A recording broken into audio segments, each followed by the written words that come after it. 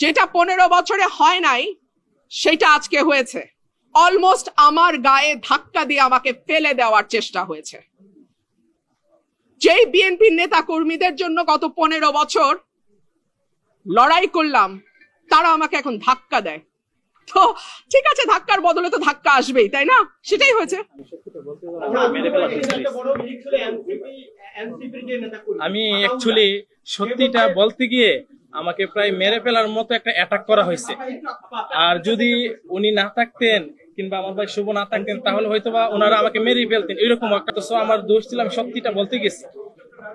নির্বাচনের আগে একটা সীমানা নিয়ে যদি এইরকম আচরণ আমরা দেখি নিজের দলের মধ্যে, হু নোজ নির্বাচনে কি হবে।